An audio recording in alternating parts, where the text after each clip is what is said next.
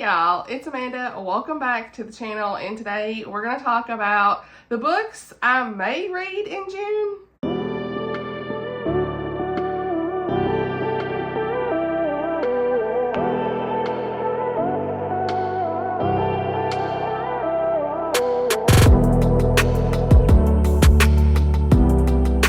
Alright my friends, this is really a pile of possibilities. We're going to start this video off with me with the physical books I have in hand. And then we'll like move to the hub's computer because reasons.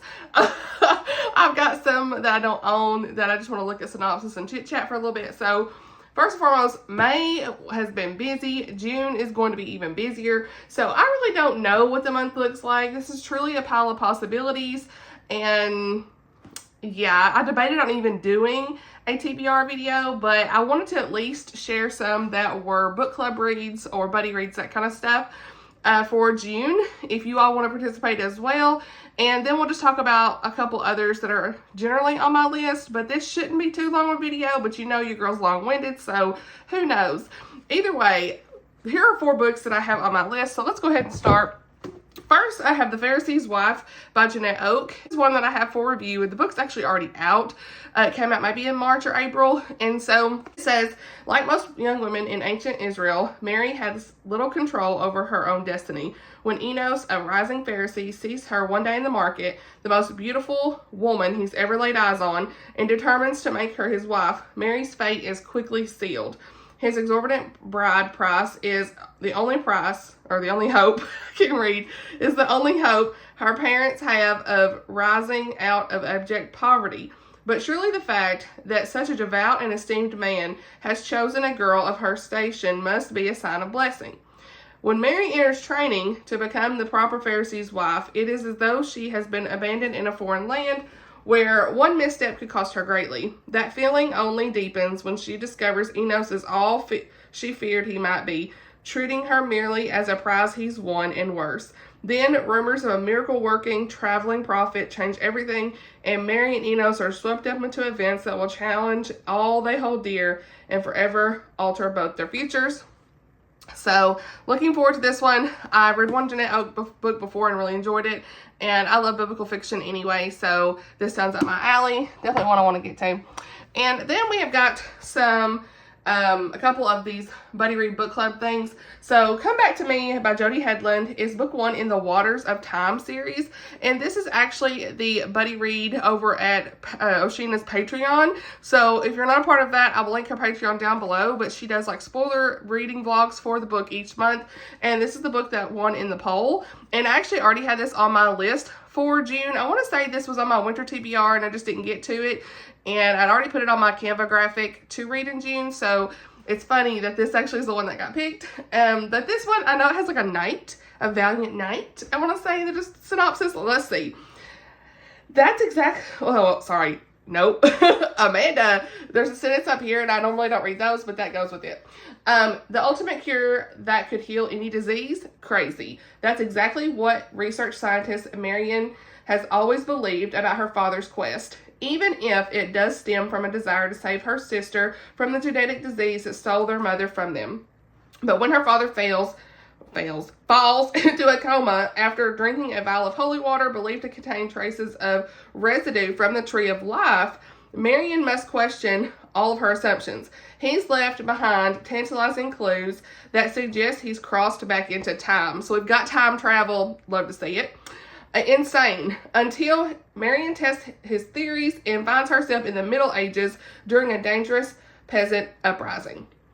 William Durham, a valiant knight, comes to her rescue and offers her protection as his wife. So we got married to convenience.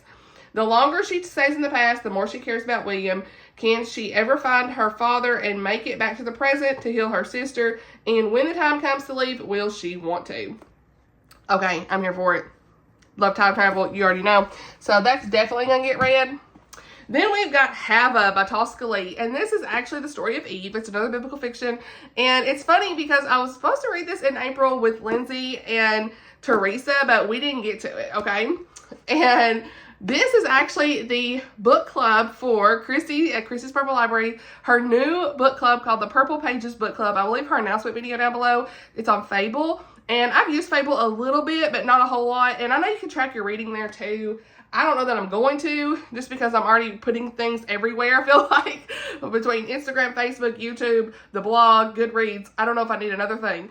But either way, I am going to be on there and chatting in the chapters about this book, and I'm super excited because I love Tosca Lee's Iscariot, and I know this is definitely going to be one that I enjoy as well. So again, it's all about Eve. That's all I really need to know, and it's a biblical fiction. So here for it, here for it. I'm so proud of Chrissy for doing her book club. I love that the Lord's laid that on her heart as well. So please go check that out and be a part if you can.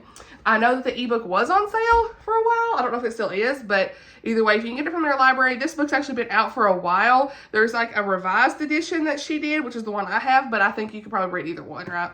So next I have one that is an advanced reader copy of The Lawyer and the Laundress by Christine Hill Suntz. I talked about this a little bit in my vlog recently. Didn't get to it in this month like I had hoped, but this is definitely going to go into June. And this says it's set in Canada, 1837, and it says lawyer James Kinney isn't looking for love, and laundress Sarah O'Connor doesn't want to be found. When their paths cross in a British colony on the brink of rebellion, a marriage to convenience may be their only hope of survival. And that's all we need to know. I'm not going to read the whole synopsis, but just because I read the other ones, timing, all that stuff. But this one sounds really good. It's Christian historical, yeah, obviously Christian historical fiction, romance, all that stuff. And I love that it's set in Canada because we don't have a lot of Canadian stories outside of, I think, Liz Johnson and maybe a couple others. I know Jeanette Oak, I want to say, maybe have some. Does she? I don't know. But either way, let me know if you know of any more Canadian settings in books. I would love to know because I really enjoy those settings as well. So yeah, we'll see how this one goes. And next, we're going to talk about the ones I don't own. I'm going to go sit over here and we'll just chit chat for a minute. Okay, so I've got my coffee here. We're just sitting here for just a minute to chit chat about a few other books that may be on the list. Take me with a grain of salt. Like, I just love talking about books I would like to read, but what's actually going to get read, I don't know. And sometimes I feel like I get stuck to my TBR, but you know, we don't really have to be. Okay, it doesn't have to be like that. So, you know, just these are just some ideas.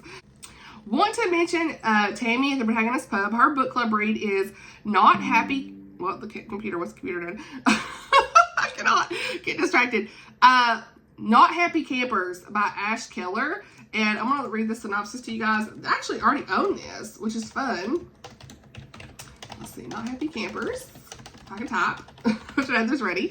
So, Not Happy Campers is a rom-com, road trip rom-com, which annual road trip day was this last month in May, and I had a whole post, I will link it down below, of road trip books, but I actually have a whole video too dedicated to road trip books, so if you want to check that out, please do. Perfect time of year for road trip books. I did the video maybe like 10 months ago or something like that. So anyway, but this is another road trip rom-com, and it's only 165 pages, so I can easily read this. But this says the only thing worse than being stuck in an RV with your enemy, having to pretend you're madly in love. So, we've got enemies to lovers, sounds like, okay? And so, Lance and Lainey, okay, 2 L names, okay? Lance is an up-and-coming literary agent with a chance to represent the biggest horror writer, Stephen King. Unfortunately, the client doesn't want to work with a bachelor. Lance needs a fiance fast. So, Lady Fredrickson is a struggling artist making ends meet by waitressing at a local diner, or she had been until Pretty Boy Lance got her fired for accidentally spilling a beer on him. The way he carried on, you'd think he was deliberately doused with radioactive waste. Now she has exactly $4.23 to her name, not enough for even an iced latte, let alone rent. When Lance offers Lainey cash to pose as his fiance, so we got fake dating, fake fiance, honey, fake engagement. She cannot afford to say no, even if it means spending a week in a cramped RV with him. But can they fool the client without fooling themselves? There's a fine line between love and hate. And with kisses, this sweet, the line is about to get blurred. Oh my gosh. Uh-oh. So it says it's a laugh out loud, clean, romantic comedy with sizzling chemistry, witty banter, and spine-tingling kisses. So if you like fake relationship stuff, good enemies to lovers, with happily ever after, it says it's for you. So looking forward to this one. Very short read. Love that we got a little dog on the cover. It's funny. But yeah, what else? Where we at? There's at least one I know I'm definitely, maybe two that I'm definitely going to get to, and that is Love on the Run by Mandi Blake. You already know my girl Mandi Blake got a new book out this month. So excited. This is book 5 in the Love on Blackwater series. I actually thought this was going to be in July, but I think she got it done a little early. So yay, we love a good early release. A Runaway Bride hitches a ride. Hey, we rhyming. From her best friends at Grumpy Brother. So we got best friend Grumpy Brother trope. Their lives will never be the same. So this is Anna's story, and you kind of meet her obviously in some of the other books in the series, but she needs a getaway car after her wedding day ends in disaster. And so she's a hopeless romantic. She knows there's no Prince Charming coming to her rescue. There's only Beau, and right now he's her only chance at freedom, according to the synopsis, okay? Beau Lawrence, he planned to sit through the ceremony and slip out before the reception. Helping the bride disappear was not on his to-do list. But now here he is, walking her to his motorcycle, trying to ignore the way her trust in him stirs something long buried. He avoids relationships, and he is the last person she expected to give her hope as her life falls apart. And yet, what started as a desperate plan has quickly turned into the adventure of a lifetime, and maybe, just maybe, the answer to prayers she never knew to pray. So, looking forward to this one. It's in the Blackwater. If you love like her other books, you're definitely gonna love this one. Set in Wyoming. I just love these fun covers too. Like, they have like a mixture of the lifestyle imagery with the landscape. I like them. Yeah. And then we've got another one that's coming up, and that is June 17th. I think it's the same day. They're both released the same day. The Codebreaker's Daughter by Amy Lynn Green. I should have this coming in the mail to review. And I love the 2 books I've read by her so far, and so this is probably not going to be any exception. But this is Lillian, once cracked ciphers during World War I. Now her daughter, Dinah, is trapped doing clerical work for World War II OSS. Though Lillian is hesitant to return to wartime work, she is drawn to Washington, D.C. by an old acquaintance. As a web of intrigue grows ever wider, mother and daughter must confront secrets in D.C. before the impending D-Day is compromised. So, I love this cover. Looking forward to it tremendously. I've been in a real big historical mood right now. Speaking of that, I'm currently reading, today's actually the 27th, I'm currently reading From the Valley We Rise by Elizabeth Musser. And this is coming out June the 3rd. So I should finish it this week, and it'll be in the wrap up. But I'm really enjoying it. Like maybe 10-15% in. I'm really in my physical reading, y'all. What? Since the vlog, let me tell y'all, I read The Sacred Scales by Brian Davis. What? That's like out of my comfort zone, but that comes out June the 3rd too. And I was like, did I physically read all this? Yes. And it was really good. So we'll talk about that in the wrap up, but I'll go ahead and link my review if anybody wants to see it. But I really enjoyed that one. And it's a really good middle grade faith-based fantasy. So dragons and stuff, it was so fun. So physical reading era is here this week. And I've been reading the ebook of From the Valley We Rise. And I really, really love the depth that Elizabeth brings to the table with her books. I've only read one of them before, but it just reminds me I need to read all of her books, because it was in 2022 when I read her last one. Really enjoyed it. Did a whole dedicated review video for it. And Isabel and Peter. And Peter is this U.S. Army chaplain, and he has a lot of emotional baggage. It's really hard. I mean, reading through like what he's been through is tragic. And then we have a 15-year-old named Renee in France. And I know Renee sounds like a female name, but that's actually a male name from France. So he's 15 years old, and he's escaped just a devastating thing from a German attack. It claimed the life of his mother and other people in the home and things like that. And then he's got this Jewish orphan girl at his side, and so he's trying to find his cousin Isabel, who's the main woman in this book. So you kind of have a few different point of views, I think 3 so far, and I'm really liking the way she's bringing the depth here. You know, Isabel is dedicated to hiding Jewish children in this nearby village, so she's kind of helping out with that. And so it sounds like that when Renee seeks her out, that's what's probably going to happen. She's going to try to hide him and things like that. And then, of course, we've got Peter, who's going to get involved as well. So he ends up working with them and helping them. So it says, when the bombs of Operation Dragoon begin to fall, this unlikely group of heroes must first find freedom in their souls before they can rebuild what has been destroyed. So we'll talk about this in the wrap up for May, but just want to kind of mention it since this will come out in a couple of days, just so y'all know this is what I'm reading this week physically. I don't know what audiobook I'm going to get into. I really wanted to get into what was it? Nicole Van audio for something. I can't remember what it was. Love Practically. Yeah, that's it. But I didn't get to it. I was trying to listen and I just couldn't connect with an audiobook at all. It wasn't even that book. It was just like, I could not listen to an audiobook. And I was like, who am I right now? Gotta have coffee before it gets cold. It's already getting cold. So I decided to just pick up my Kindle and read, and then I read the physical book of Brian Davis's book. I was like, what? Who am I?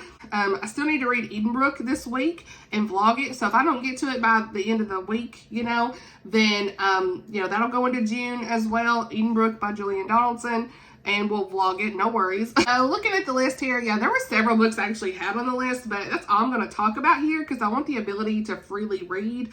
I have several of the books from my 10 and 25 I want to read that I may pick from, or my 25 and 25 that I'm massively behind, as always, on that Blake picked. I honestly don't think I'm going to have him pick 26 books next year. I may just pick some myself because I feel like that's kind of pressuring me a little bit to pick from different things. It's fun and all, but it's hard, you know, to like, oh, I said I was going to read this and I have to read this, but then I'm not in the mood to read this, you know. So we'll kind of see where I land for this year with all that. But yeah, there's several I kind of added to my little list here, but I don't know yet. So I think that's enough to talk about anyway. Got some book club reads, some buddy reads, and hopefully I'm not forgetting something, but probably am. But you know, some arcs need to get done, things like that. But had a pretty good read month in May, so I'm excited to film that. You know, finished up all the Southern Charm Readathon stuff. Appreciate seeing everybody's boards for the Southern Charm Readathon. Looking forward to finalizing that and whatnot. And just June's gonna be busy, so content for the channel, I don't know where we're gonna be with. I'm gonna try to stick to my 2 videos a week. It may just be 1 video a week on sometimes. We'll just see if I can maintain that or not. But stay up to date with me on Instagram, Facebook, my blog, Goodreads. All of those links are in the description of every video now, as usual. So yeah, I'll leave the links to these books also down below for you to check out if any sound interesting. But I appreciate you guys watching. Let me know what you're gonna read in the month of June. Is there any of these books you've read, or are you going to participate in any of these Buddy Read Book Club things that I've mentioned? Let me know. Thank y'all for watching, and I'll see y'all in the next video. Bye, y'all.